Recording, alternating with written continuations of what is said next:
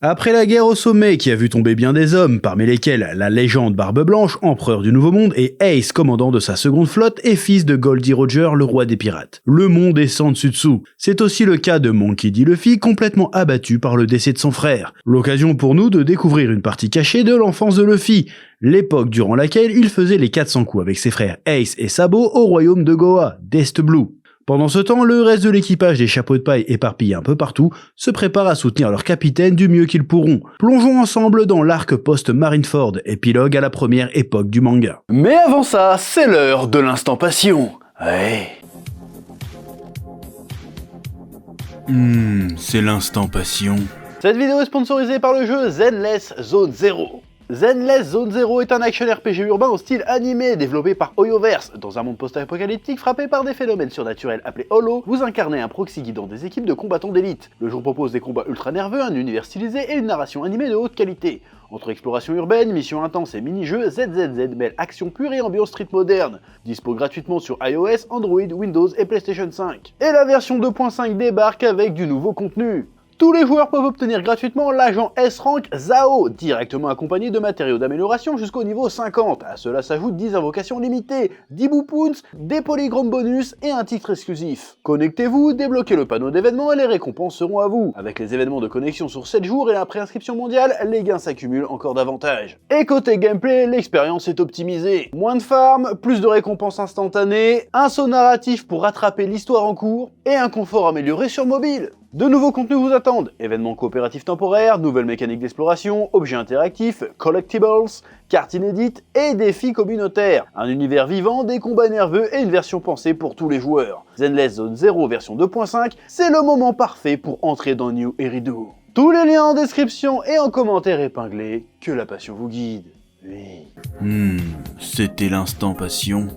Ouais. Salutations tête de nain, je suis le chef et bienvenue dans ce nouvel épisode de One Pieceology, la série de vidéos durant laquelle vous m'accompagnez dans ma relecture, ma redécouverte des arcs de One Piece. Aujourd'hui, on s'attaque à l'arc post-Marineford. Arc qui s'étend du chapitre 581 au chapitre 597, qui fait office d'épilogue à la guerre au sommet, mais aussi office d'épilogue à la première époque du manga. Mais qui fait aussi office de prologue à la partie Nouveau Monde du manga et plus précisément à l'arc de l'île des hommes poissons. Et avant de commencer à aller plus profondément dans cet arc, il va falloir nous faire un petit résumé des familles bien sûr. C'est parti mon kiki, je sais pas pourquoi je dis ça. Oui. Avec la mort de Barbe Blanche et de Ace, la victoire officielle de la guerre au sommet revient à la marine. Les dernières paroles de Barbe Blanche et sa mort ont provoqué un chaos qui se répercute sur tout Grand Line. Et déjà, la marine doit préparer la suite. Elle doit tout d'abord tenir secret l'insurrection d'Impel Down, notamment le fait que Barbe Noire ait libéré des prisonniers du 6e sous-sol pour constituer son nouvel équipage. Monkey D. Luffy, quant à lui, est entre la vie et la mort. Son esprit et son corps sont dans un état critique à cause des efforts qu'il a dû faire pour s'évader d'Impel Down, pour ensuite aller sauver son frère à Marineford lors de la guerre, malheureusement en vain. Il est amené à Amazon Lily par Trafalgar Law pour soigner ses blessures. Enfin réveillé, Luffy se déchaîne et détruit tout ce qui lui passe sous la main, malgré son état. Lorsque Jinbei arrive sur les lieux, à la demande de Luffy, il lui confirme la mort d'Ace. C'est alors avec d'énormes sanglots qu'il se remémore sa première rencontre avec Dadan, Sabo et aussi Ace. Une large partie de l'arc est consacrée à l'enfance de Luffy et de ses deux frères Ace et Sabo, avec qui il va faire les 400 coups. Ils vont être confrontés aux pirates de Blue Jam, qui vont capturer Luffy et le torturer pour révéler l'emplacement du trésor d'Ace et Sabo. Ils vont découvrir que Sabo est en réalité un fils de noble en fugue qui sera forcé de retourner dans la haute ville du royaume de Goa. Ils vont devoir survivre au gigantesque incendie du Grey Terminal, organisé par les nobles pour purger le royaume de Goa. Suite à quoi, Sabo va tenter de prendre la mer pour gagner sa liberté et va se faire a priori tuer par un dragon céleste, ce qui va motiver Luffy et Ace à devenir plus forts avant de prendre la mer pour réaliser leurs rêves à leur tour. Retour au présent.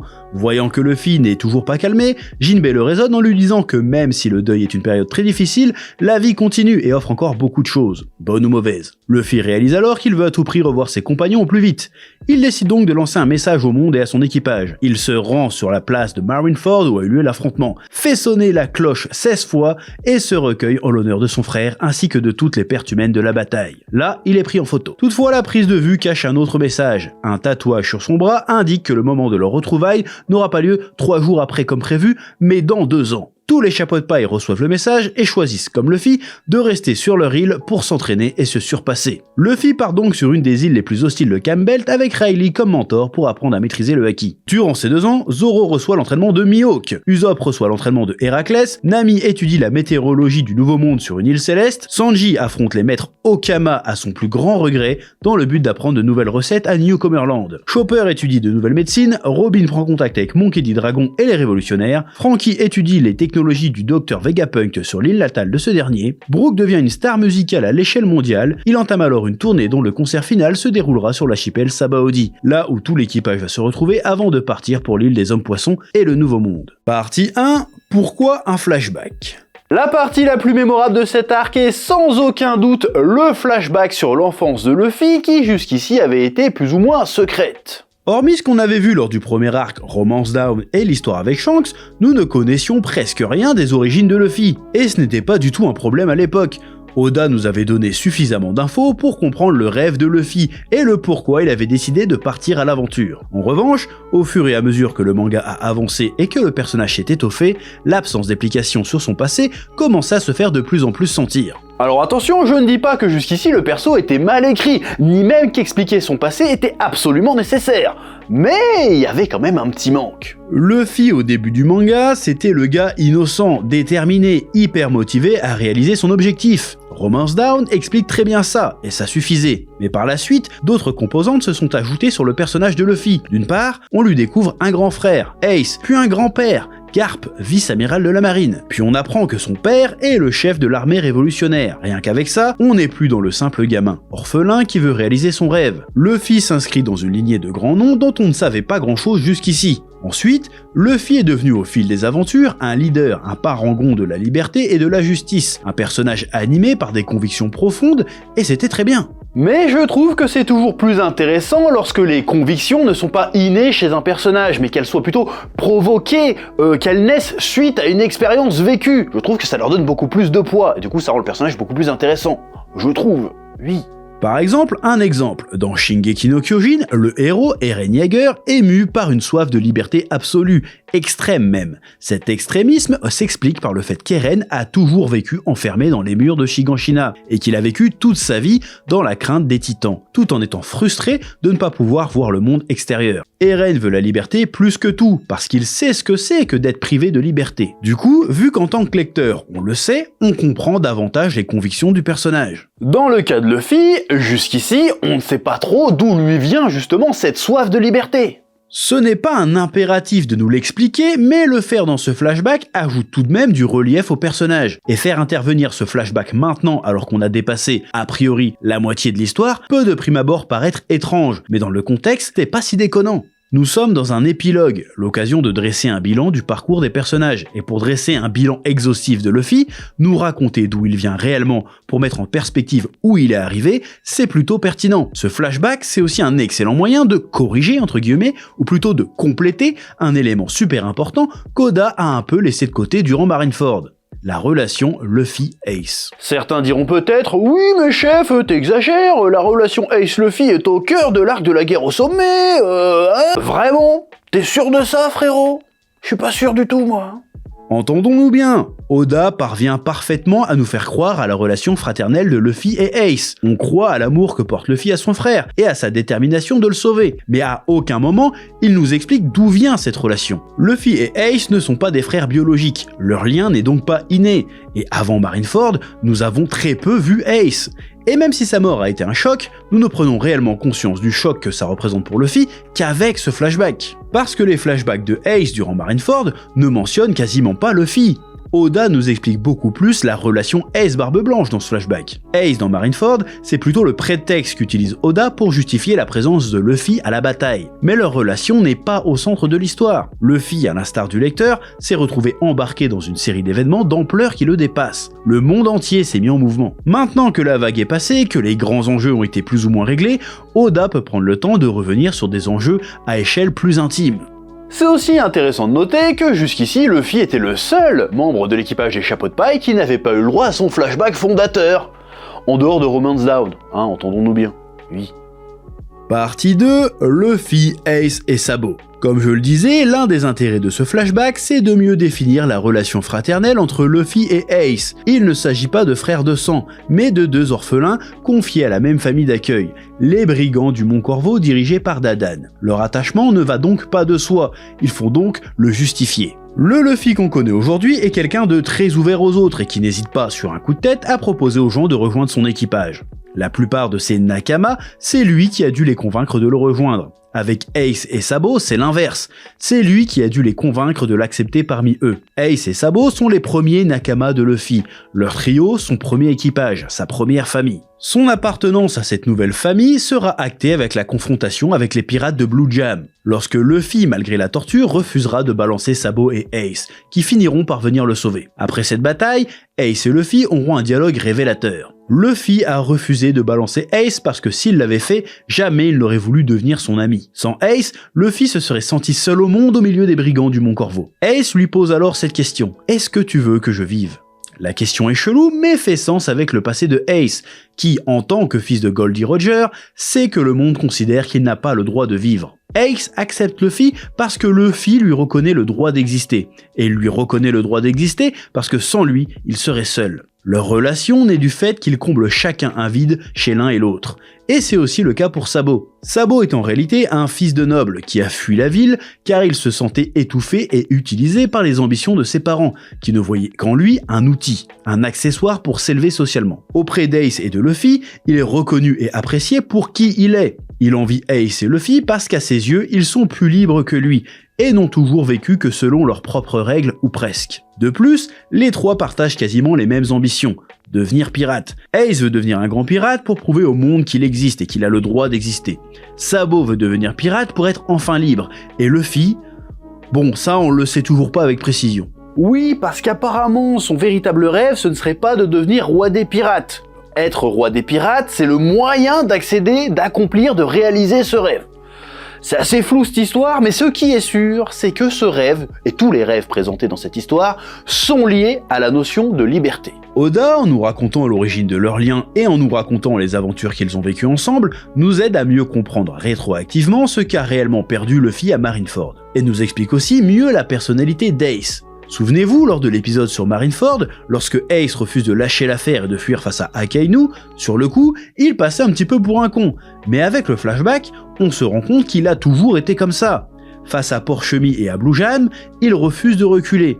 Mais là, on comprend que ce n'est pas qu'une histoire d'ego. S'il refuse de reculer, c'est parce qu'il est convaincu que c'est le meilleur moyen de protéger ce qu'il aime. Maintenant, la scène avec Akainu a une autre dimension.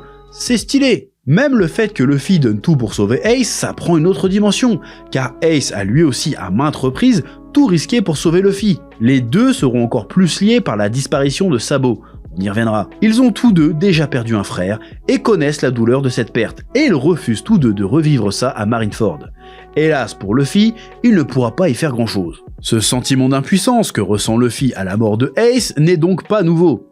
Dans ce flashback, Luffy est le faiblard de la bande, qui ne gagne aucun combat et qui est porté et soutenu par ses frères. Il était persuadé d'être enfin devenu assez fort pour rendre la pareille à Ace, et bim! La réalité le rattrape brutalement. Son échec à Marineford devient encore plus retentissant. Est-ce que ça aurait eu la même portée si on avait eu cette histoire au tout début du manga? Pas sûr, hein? Partie 3, la tragédie de Sabo. Sabo est en réalité le fils d'une famille noble du royaume de Goa, un royaume bâti sur la ségrégation sociale. La royauté et la noblesse vivent dans une enclave pour ne pas se mélanger aux citoyens ordinaires, qui vivent eux aussi enclavés pour pas trop se mélanger aux miséreux qui vivent dans la décharge. Un bidonville où sont balancés tous les déchets du royaume. On peut légitimement y voir un moyen d'aborder le sujet de la lutte des classes, c'est-à-dire les méchants riches face aux gentils pauvres. Bon, dit comme ça, c'est un petit peu manichéen. J'ose même le terme, c'est même complètement caricatural. Je veux dire, les riches sont tellement méchants qu'ils veulent cramer la décharge et les gens qui y vivent juste pour faire un coup de propre avant la visite d'un dragon céleste. Les parents de Sabo en ont rien à foutre de lui, ils veulent juste s'en servir pour grimper dans la haute société en le faisant épouser une plus riche qu'eux. Tu reconnaîtras que de prime abord, c'est pas méga subtil. Oui. Mais je ne suis pas certain que la lutte des classes soit le véritable sujet ici. Je pense plutôt que le manga essaye de nous parler plutôt de la notion de déterminisme social. Attention, on sort les grands mots, et c'est pas la même chose, oui. Le déterminisme social, c'est le concept, l'idée selon laquelle ton lieu, ta condition de naissance détermine ta condition actuelle ou future. Ah, comment dire ça plus simplement? En gros, si tu nais chez les riches dans un milieu de riches, eh ben t'as plus de chances de devenir riche. Et si tu nais au contraire chez les crevards, eh ben t'as plus de chances de devenir un crevard. Voilà. Et ce concept peut s'aborder aussi rétroactivement, c'est-à-dire que si actuellement tu es pauvre, c'est sans doute parce que tu viens d'un milieu pauvre. Et inversement, si actuellement tu es riche, c'est sans doute parce que tu viens déjà de base d'un milieu riche. Alors bien évidemment, il s'agit pas d'une science méga exacte, c'est pas une vérité absolue, mais dans la réalité du monde véritable, c'est quelque chose qui a tendance à se confirmer, en vrai. Oui, c'est bien réel. Et selon moi, il y a au moins 3 façons différentes d'aborder la question du déterminisme social. Soit on considère que c'est un problème systémique, que c'est la société qui l'impose, et que pour passer outre, il faut repenser la société, le modèle sociétal dans son ensemble, parce qu'autrement, individuellement, c'est quasiment impossible d'y échapper. Soit on considère que ce déterminisme n'est pas une fatalité et qu'au prix d'efforts certes colossaux, un individu peut parfaitement y échapper et changer de conditions sociales. En gros, ce ne serait finalement qu'une question de volonté, de responsabilité. Soit on considère que c'est comme ça et qu'on n'y peut rien. Ouais. Et dans One Piece, les 3 approches cohabitent. Le personnage de Dragon, qui apparaît dans cet arc, et son armée révolutionnaire, tentent de renverser le système justement pour que tout le monde puisse échapper à ce déterminisme. Tandis que Sabo, Ace et Luffy tentent coûte que coûte d'y échapper par leur volonté et leurs efforts. Par opposition, il y a aussi des personnages qui embrassent ce déterminisme. Les parents de Sabo le considèrent comme étant une bénédiction, parce qu'ils sont du bon côté de la barrière. Et Blue Jam, lui, qui dit « je donnerai tout pour être né noble », le considère comme une fatalité immuable. La soif de liberté de Luffy et de ses frères ne vient pas tant du rejet des inégalités que du rejet du déterminisme. Parce qu'accepter que son destin soit scellé par le hasard de ta naissance, c'est le plus grand des renoncements. Choisir sa façon de vivre est la première des libertés. Ce qui nous amène à la tragédie de Sabo, et plus largement du royaume de Goa. Sabo synthétise presque à lui tout seul cette question du déterminisme. Il est bien né, dans une famille noble, il aurait pu péter dans la soie jusqu'à la fin de ses jours, tranquillement, mais non, il veut pouvoir choisir sa vie lui-même. Il souffre de ne pas pouvoir jouir de sa liberté. Donc il fugue, et finit par vivre avec Ace, et plus tard avec Luffy, dans la forêt du Mont Corvo. Mais ne nous méprenons pas. Dans cet arc, riches comme pauvres ne sont pas libres. Les nobles de la haute ville sont soumis à ce déterminisme, tout comme les gens de la décharge le sont. Ce ne sont pas les mêmes paradigmes, mais c'est la même absence de liberté. Dans les 2 cas, cette absence de liberté, cette résignation, peut te transformer en monstre. Blue Jam accepte de foutre le feu à la décharge et les habitants de la haute ville veulent cramer la décharge sans aucun remords, simplement parce qu'ils ont accepté que c'était dans l'ordre des choses. Sabo, Ace et Luffy sont plus libres parce qu'ils rejettent les deux. S'ils partent vivre isolés dans la forêt, ce n'est pas pour rien. Ils veulent s'émanciper et trouver leur propre voie. Sabo est rebuté par la malfaisance des nobles de la haute ville, et aussi révolté par la résignation des habitants de la décharge. Son rêve est donc de quitter ce royaume en devenant pirate, parce que selon lui, c'est le seul modèle réellement libre, parce qu'il rejette toutes les normes imposées. Seuls tes actes, ta volonté te déterminent en tant que pirate, pas ta naissance. Il veut partir aussi parce que ce n'est qu'un enfant impuissant, incapable de faire changer les choses par lui-même. C'est ce que montre la scène où il s'effondre de chagrin et de dégoût dans les bras de Dragon, incapable d'avoir pu empêcher l'incendie. Une fois l'incendie passé, il prend son courage à 2 mains, écrit une lettre à ses frères, chope une barque et décide d'enfin prendre la mer, d'enfin acquérir sa liberté. Hélas, il croise la route d'un bateau du gouvernement, et boum, il se fait abattre par un dragon céleste. Elle est là la tragédie de Sabo. Il était trop faible pour changer le système et trop faible pour prendre sa liberté. Parce que tu cherches à le combattre ou à le fuir, le système, la société ne te laissera pas faire. C'est pour ça que Luffy et Ace deviennent déterminés à devenir plus forts, à ne jamais abandonner, parce que grâce à Sabo, ils savent ce qu'il en coûte de réclamer sa liberté, d'aller contre ce déterminisme. Quand on a l'histoire de Sabo en tête et qu'on relit One Piece depuis le début, le personnage de Luffy et ses convictions ont beaucoup plus de poids. Parce que maintenant, on sait que ces convictions ne sont pas innées, mais sont le fruit d'une expérience passée, vécue. Oui. Jusqu'aux événements de Marineford, Luffy était un personnage avant tout triomphant. C'était le héros sans peur et sans reproche, un être d'exception. Cet arc post-Marineford le rend beaucoup plus humain. On sait qu'il a connu l'impuissance, la peur, l'échec, la douleur, comme n'importe qui. Ça rend ses accomplissements encore plus impressionnants et inspirants du coup. Partie 4, le deuil de Luffy. Balancer à ce moment de l'histoire le flashback sur l'enfance de Luffy, comme je le disais, c'était plutôt pertinent, déjà pour creuser la relation entre Luffy et Ace, qui jusqu'ici avait été un petit peu survolée. Ça nous aide à mieux comprendre pourquoi la perte d'Ace le détruit à ce point, et ça ajoute aussi une donnée supplémentaire et non négligeable, bien évidemment, la perte et le personnage de Sabo. La mort d'Ace pour Luffy fait écho à celle de Sabo. Quand Sabo est mort, entre guillemets bien sûr, Luffy n'était qu'un enfant impuissant qui se trouvait très loin de son frère, il ne pouvait rien faire. Il pensait depuis être devenu suffisamment fort et déterminé pour ne plus jamais avoir à perdre un frère. Il a tout donné pour sauver Ace, et malgré ça, il a échoué. C'est comme si pour lui, il était de nouveau aussi impuissant que pour la mort de Sabo, et donc il se laisse engloutir par le chagrin, ce qui donne lieu à une scène très forte, où Jinbei parvient à le réconforter. On finit le chapitre par cette double page culte où Luffy se souvient qu'il lui reste ses Nakama. Là, il prend conscience que tout ce qu'il a fait jusqu'à maintenant n'a pas été en vain, malgré la perte de son frère. Il a maintenant un équipage, une autre famille qui l'attend et compte sur lui. Elle est là sa véritable force. Cet arc post-Marineford est un bilan du parcours de Luffy dans son ensemble, d'où il est parti, ce qu'il a perdu, ce qu'il a gagné, le chemin qu'il a parcouru et le chemin qu'il lui reste encore à faire. Ce n'est pas seulement un arc sur son deuil, c'est aussi un arc sur sa renaissance, que l'on découvrira très bientôt après une certaine ellipse. Mais ça, on en parlera dans les prochains épisodes de One Pieceology. Et n'oubliez pas, One Piece, c'est la vie. Et oui, on parlera du retour à Sabaody la prochaine fois. Oui. Eh oh, tu vas pas te barrer comme ça, hein? Tu vas laisser un pouce bleu? Un petit pouce bleu, hein? Puis tu regardes aussi les autres vidéos? Parce que voilà, tu t'abonnes? Ouais? Ouais.